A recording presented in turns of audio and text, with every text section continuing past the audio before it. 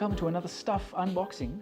My name is Duncan Pike, I'm the deputy editor, and this video is brought to you by Huawei, who have sent us 2 of their new Huawei Watch GT4 watches. First, let's take a look at the 46mm. Right off the bat, real nice. We've got the watch with a little foam, and we've got a charger, nice, and some reading material. For the 41mm, I'm expecting much of the same. We've got the watch, white, smaller, and the charger, and more books. Just trust us, they're there. Let's put that away for now and get into what we are all here to see.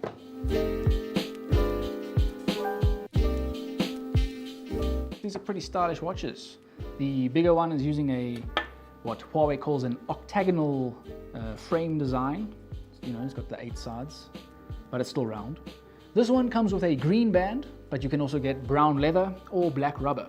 This one's designed for daintier wrists, obviously. Brown leather swapped out for white leather. Then you can also get what Huawei calls a light gold or a black rubber option. I've definitely seen uglier watches. These are pretty stylish. The frame looks like it's made out of stainless steel, which is good. That's quite tough.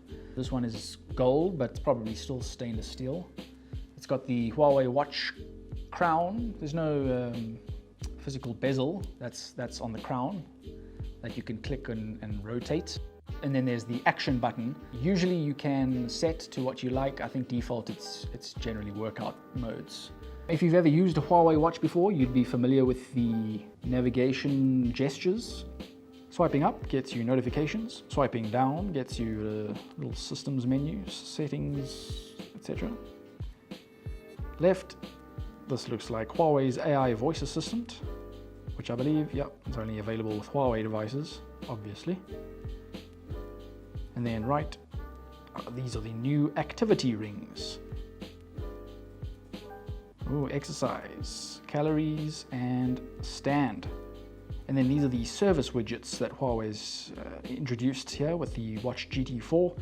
Monitor your heart rate if you need to take a deep breath, skin temperature, clovers, sleeping. This one's more productivity focused. You've got the outside temperature. The watch offers Bluetooth calling functionality as well. There's also, check your calendar, music controls, weather. And then workout modes. Want to go for a run, or I want to go for a cycle. And that's just 4 of the main ones. Huawei says there are over 100 workout modes. I didn't know there were that many workouts, but I'm sure someone else did, and that they will use them. Clicking the crown gets you the app launcher. These are all the apps featured on the device at the moment. When you install more will appear here. You can select different faces. This one's quite sporty.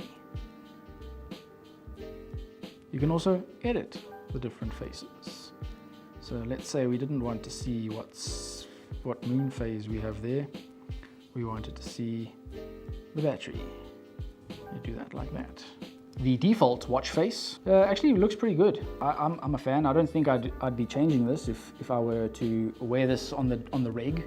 But Huawei does say, if you do want to change it, that there are over 25,000 faces to choose from. There's probably one out there for you. The 46mm option features a 1.43-inch AMOLED display, whereas the 41mm only has a 1.32-inch AMOLED display. In terms of feel on the wrist, it's not as heavy as you'd think, being made of stainless steel. I also see the bands don't use any sort of proprietary connecting or weird sort of mechanisms, so it should be quite easy to change the bands out if you want to swap them based on your activities. Maybe you would like the rubber for workout, the leather for in the evening, and the green for in between.